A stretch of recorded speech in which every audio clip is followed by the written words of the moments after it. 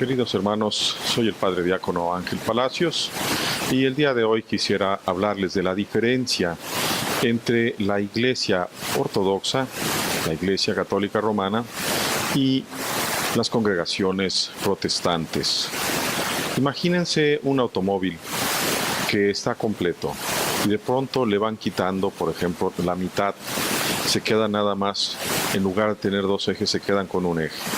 Y todavía le quitan otra parte más, le quitan la cajuela. ¿Qué queda? Pues no queda nada, ¿verdad? Si yo les dijera, vengan en mi auto vamos a dar la vuelta con él, pues fácilmente ustedes me dirían, eso que tienes ahí no va a caminar. De la misma manera, cuando nosotros vemos el templo, como está hecho, y comparamos un templo ortodoxo que tiene fácilmente ya unos 1600 años en su diseño y todavía más, miles de años pensando, si hablamos de la costumbre hebrea, de la orientación hacia el oriente, del tipo de ornamentación, etcétera, que debe tener. Y sobre todo en el tiempo del Señor Jesús, que fue cuando realmente se funda la nueva Israel, la nueva iglesia ortodoxa de inicio, pues nos vamos dando cuenta cómo en su momento la iglesia romana decide innovar y comienza, entre otras cosas, afirmando contra la Sagrada Escritura que el Espíritu Santo procede del Padre y del Hijo.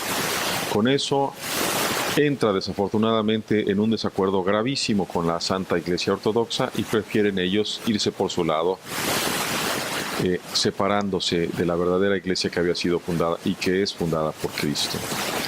Al poco tiempo comienzan ellos a aumentar la forma de sus tiaras y de la mitra, y llega a la aberración del Papa de hablar de una mitra de 3 niveles, que todavía sigue estando ahí, con joyas y muy hermosa, pero que significa el poder absoluto en la tierra, en la cuestión espiritual, en la cuestión legal, e inclusive poder en el cielo.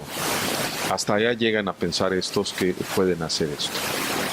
Siguen inventando, siguen metiéndose en una serie de problemas y finalmente van a desembocar en la necesidad de cobrar las misas porque ya no querían trabajar ellos.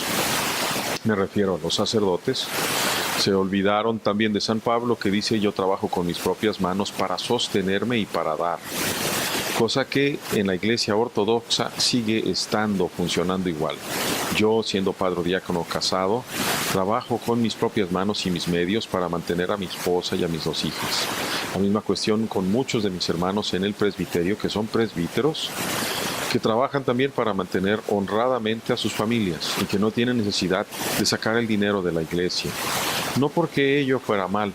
Si alguien trabaja 40 horas a la semana y si la iglesia le puede pagar, excelente, pero que las trabaje, no que sea solamente una simulación. Ninguno de nosotros vamos a cobrar por celebrar una divina liturgia o alguna cuestión de esas.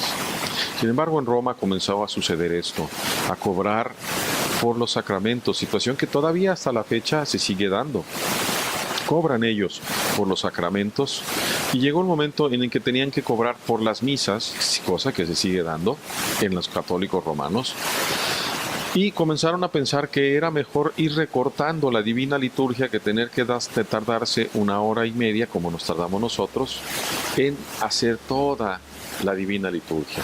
De forma tal que la fueron cortando, y provocaron ellos también en su momento, en el año 1519, con el previo invento del purgatorio, como necesidad para poder vender indulgencias, que se siguen vendiendo hasta la fecha, provocan la protesta primero de Calvino y después del padre Agustino Martín Lutero, un reverendo presbítero de la iglesia romana que protesta por la venta de las indulgencias y que, al ser atacado duramente por la jerarquía, especialmente por el papa de su tiempo, y querer ser secuestrado para ser asesinado, comienza entonces ya en un plan enojado a protestar por otra serie de cosas.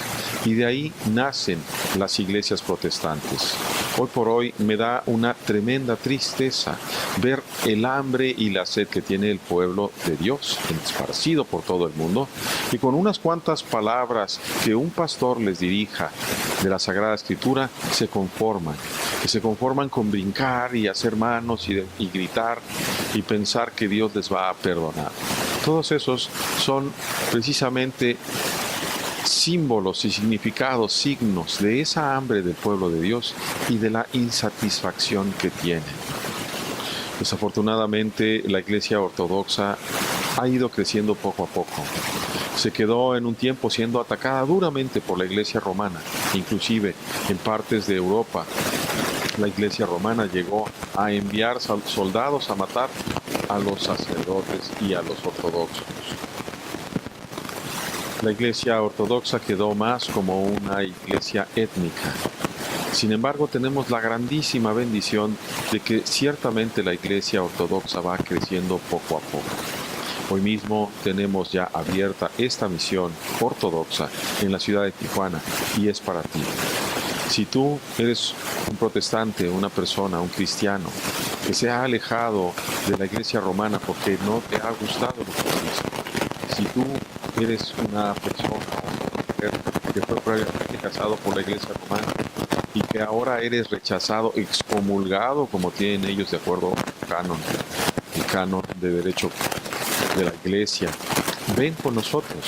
Nosotros te abrimos la puerta, con nosotros te abrimos los brazos para que vengas con nosotros, porque nuestra iglesia, la fundada por Cristo, la verdadera iglesia ortodoxa, sabe que nosotros somos todos pecadores y somos un hospital de enfermos espirituales, que necesitamos primero el perdón para ser sanados, la purificación de Dios. Y en esto se nos van a quitar muchísimas enfermedades, inclusive las psicosomáticas. Y por otro lado, tenemos que ser iluminados, que es cuando nos vamos llenando ya verdaderamente del gozo de Dios, para llegar a ser santificados o deificados, como dice San Atanasio, aquel que también es considerado en la propia Iglesia de Roma una columna de nuestros padres apostólicos. Los romanos conservan las figuras y algunos de sus escritos. San Atanasio, San Basilio Magno, San Juan Crisóstomo. Nosotros, ortodoxos, tenemos casi 500 padres, precisamente apostólicos y padres de la Iglesia. Los romanos han querido ir quitando y quedándose con aquellos sobre los cuales se pueden apoyar, exigiendo esta cuestión de la autoridad absoluta del Papa, cosa que no se sostiene. Porque ¿en qué evangelio dijo el Señor? Pedro va a ser la cabeza, mi vicario, mi representante y nadie más. En ninguno. Cuando en las dos ocasiones que se recogen en los evangelios, los discípulos discuten quién es el mayor, el Señor les dice claramente, eso no va a ser así entre ustedes. El que quiera ser el primero, que sea el último. El que quiera ser el que mande sobre todos, entonces que sea su esclavo. Es decir, ¿qué quiere decir? Que no hay un primero que mande sobre todos. Cada apóstol equivale a un patriarca, a un santo patriarca. Por eso las 5 sedes apostólicas, iguales en todo que Roma, que continúan siendo ya muchas más, nuestra Santa Iglesia Católica Apostólica Ortodoxa.